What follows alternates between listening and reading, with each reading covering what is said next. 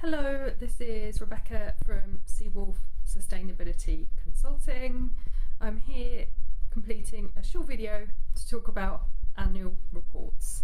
It's that time of year, being an accountant, where the annual reports are being published for many companies and organisations.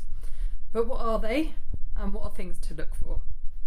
Well, they've been required since around the 1920s, and they give an overview of the operational and financial performance of a company.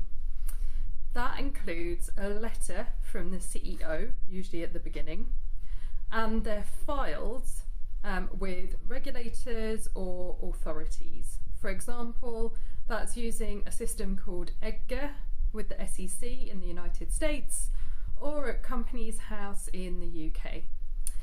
In the annual report, there's a combination of tables and narratives.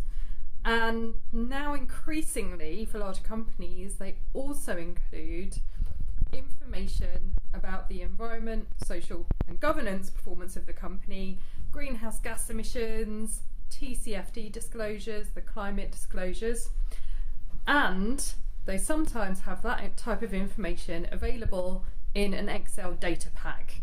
So on the company website, usually on the investor relations page, alongside the annual report, there's also an Excel which has all the data included in the annual report to download. Once the annual report is published, and there's lots and lots of work that goes into them, it's used by the investor relations team to talk to shareholders and debt holders, customers, sometimes query items in the annual report, employees view the annual report, and there's also a large results announcement. So what are things to look for? Well, I have 4 different examples of things that I look for when I'm reviewing annual reports, and I review many. Firstly, I take a look at the CEO letter at the front of the annual report and look to see what's changed or what's new. What is it that's different that the CEO is highlighting, and what sort of words or language are being used? Secondly, the annual report usually has a few large components. Firstly, there's a strategic section up front at the beginning, which has information about strategy.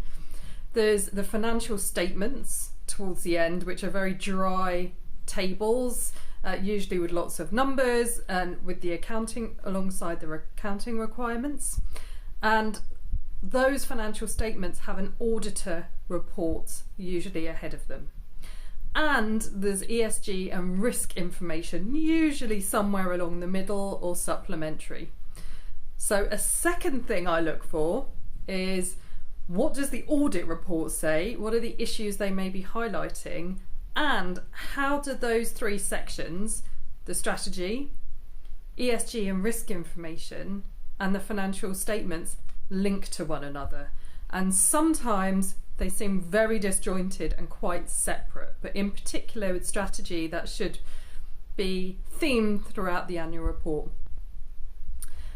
The third thing I look for is looking at percentage movements usually. So that's in the financial tables, and looking at items which have gone up or down by a large percent, and just to see if there are any particular highlights or items to look at there and how they've been explained.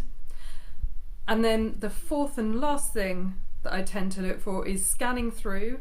There's lots of information which is boilerplate, and by that I mean it stays static, it stays the same, it doesn't move much year on year. So I try to look for what's changed. What is this organisation doing which is different and has changed during the year? So that just gives a feeling and some indications of things to look for. There's some brilliant examples of annual reports that go into a lot of detail about things that have happened during the year, problems, challenges, opportunities, strategy. But there's also some terrible examples too, and quite a mix in between. So what do you think? Happy to hear any suggestions. As I said, there's a lot of hard work that goes into these documents. Are they worthwhile? What are some good examples? Happy to hear. Thank you. Bye.